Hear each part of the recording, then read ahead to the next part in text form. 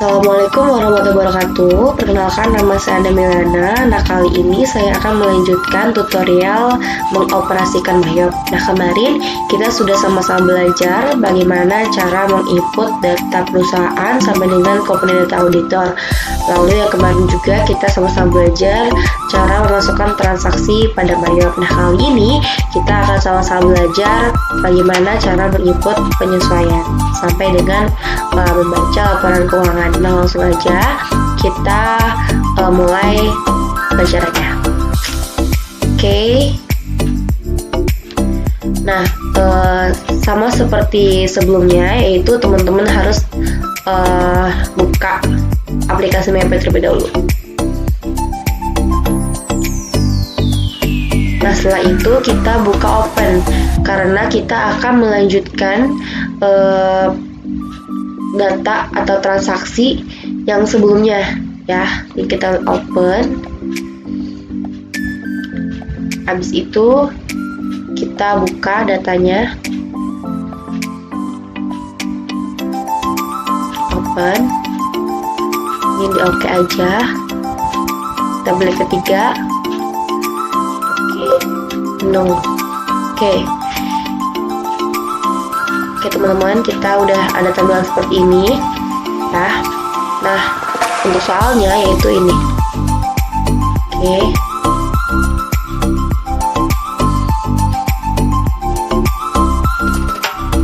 Nah, di sini kita bisa sama-sama lihat ada dua transaksi mengenai penyesuaian. Nah, yang pertama kita bisa lihat di sini ada telah diterima rekening orang. Sebelumnya ini adalah transaksi yang belum saya bedah atau belum saya sinkronisasikan. Ini soalnya masih dalam bentuk transaksi, jadi saya coba untuk lebih detail lagi biar nanti pada saat penginputan transaksi itu lebih mudah gitu untuk menentukan mana akunnya gitu yang tepat.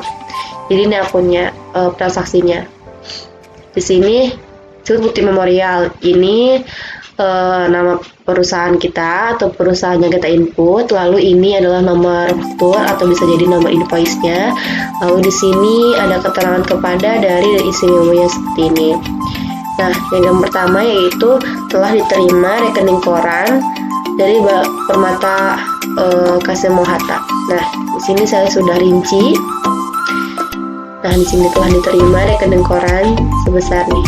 Dan interest revenue sebesar 5.320.000, lalu bank service charge-nya 250.000. Nah, perhitungannya seperti teman-teman. Jadi interest revenue ini 5.320.000 ini dikurangi dengan bank service charge-nya sebanyak 250.000, maka dari itu menjadi 5.070. Nah, 5.070 ini kita masukkan ke cash in bank seperti di sini. Cash in bank-nya 5.070.000, lalu bank service charge-nya 250.000, lalu interest revenue dikredit di 5.320.000.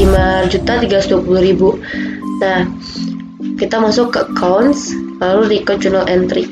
Kita sudah buka account record journal entry, muncul seperti ini. Nah, kita klik general journal. General journal ini adalah nomor invoice atau nomor fakturnya. Yang ini BM12-1. Jadi kita klik sini. BM12-1. Lalu untuk tanggalnya itu kita ketik di akhir bulan ya. Oke. Lalu untuk memonya yaitu ayat jurnal penyesuaian. Kita bisa singkat di sini untuk pembeda AJP1. Arti artinya ayat jurnal penyesuaian yang pertama. Nah, akunnya kita samain sama yang di sini yang sudah saya rinci. Cash in bank itu biasanya ada di kepala 1. Lalu nominalnya yaitu 5.070.000. Lalu yang akun kedua yaitu bank service charge, biasanya ada di kepala terakhir 9 sebesar 250.000. Lalu terakhir yaitu interest revenue.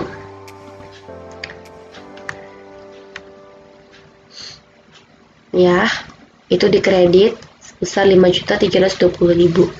Jika sudah selesai, kita coba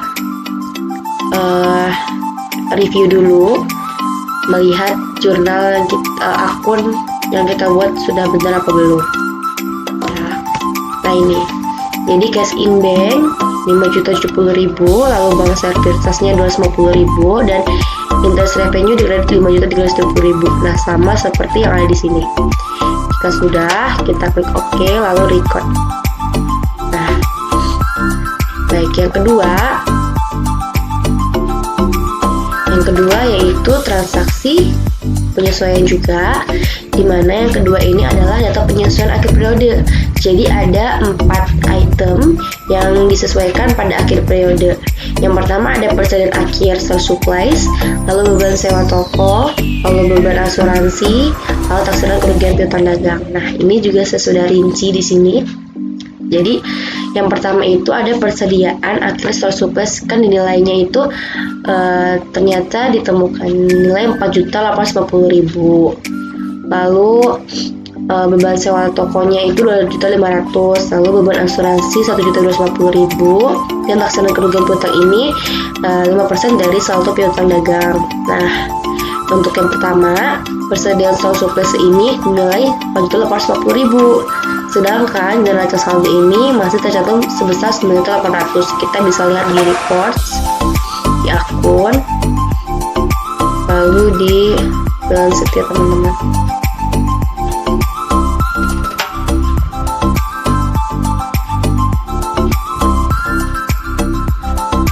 Nah, di sini. Nah, yang ini store supplies. Ya, di sini ya. Ada di store supplies ini 9.800.000. Nah, kita harus dikurangi dengan penyesuaian yang ditentukan atau penyesuaian yang tercantum di transaksi tersebut.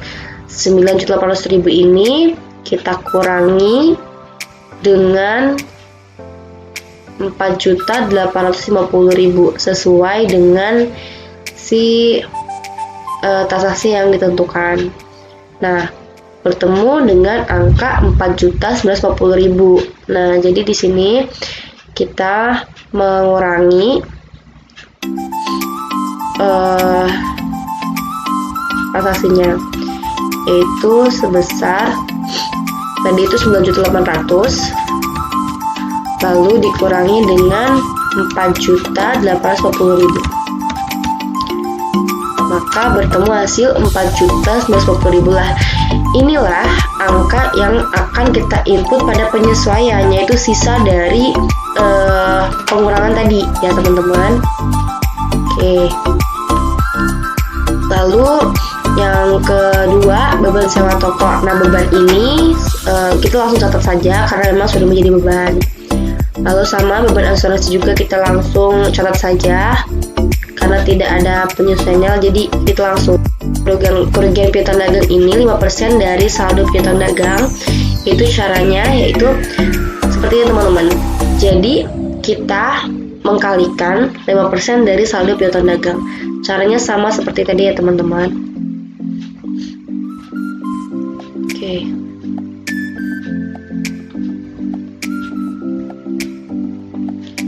Oke, caranya sama seperti yang tadi, report, akun, terus balance sheet, display aja. Nah, kita lihat di piutang dagang atau account receivable sini ya.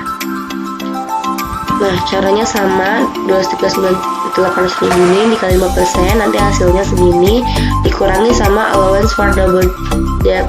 Oke, nanti ketemu 190.000. Nah, ini adalah akun-akun penyesuaiannya ya teman-teman. Langsung aja kita ke akun record journal entry, masukin nomor invoice-nya, yaitu BM 12-2, tanggalnya 31 Desember 2020, Lalu memonya sama seperti tadi, hanya yang membedakan yaitu ditambahkan angka 2. Ayat jurnal penyesuaian atau AJP 2. Yang artinya ini adalah ayat jurnal penyesuaian yang kedua. Yang ini biasa di kepala 6, store surplus expense pada store surplus. Ini langsung aja. Lalu rent expense sama di kepala 6 juga biasanya ya teman-teman. Rent expense sebesar 2.500.000 pada prepaid rent kelas 1. Lalu insurance expense, biasanya beban itu terdapat di kepala 6 ya teman-teman, sebesar 1.250.000 pada prepaid insurance. Lalu yang terakhir yaitu bad debt expense sebesar 190.000 pada allowance for doubtful debt. Oke, jika sudah, kita review dulu ya teman-teman, store surplus expense pada store surplus, lalu rent expense pada prepaid rent, lalu insurance expense pada prepaid insurance, lalu bad debt expense pada allowance for double debt. Item ini belum. Oke, jika udah di enter, habis itu di record. Oke deh, jika sudah selesai, tahap berikutnya yaitu bagaimana sih cara membuka laporan keuangan, mulai dari laporan laba rugi, laporan neraca, lalu arus kas. Langsung aja, ini kita close dulu. Oke, selanjutnya yaitu kita akan membaca laporan keuangan mulai dari laporan laba rugi. Nah, langsung aja kita klik reports, lalu akun, terus profit and loss, customize dulu.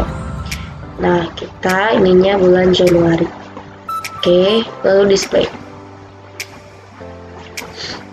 Nah, di sini teman-teman bisa dilihat ya, profit and loss statement Januari 2020 yaitu ada di income, salesnya yaitu sebesar 1.176 sekian dengan sales rate 50 juta.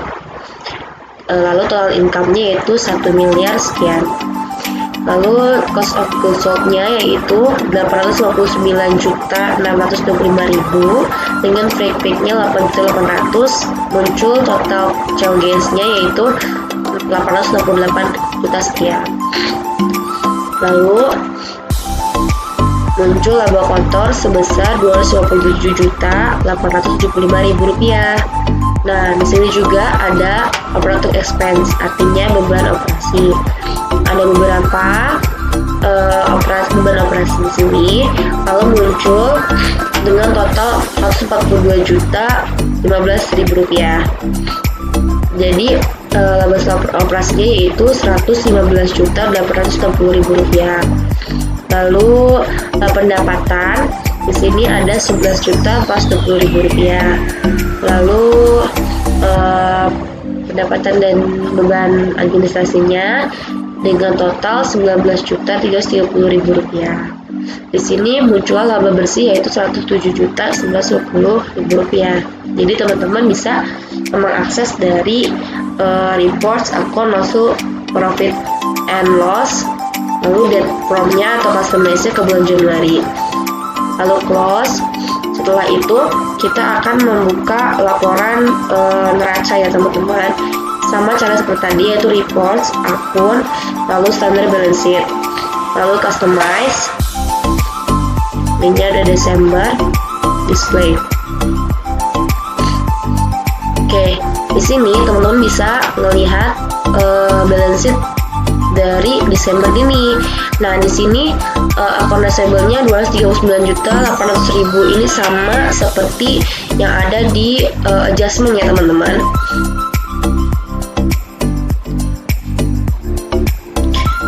Oke, di sini kita bisa lihat ada total fixed assetnya. Ini saya kecilin dulu teman-teman.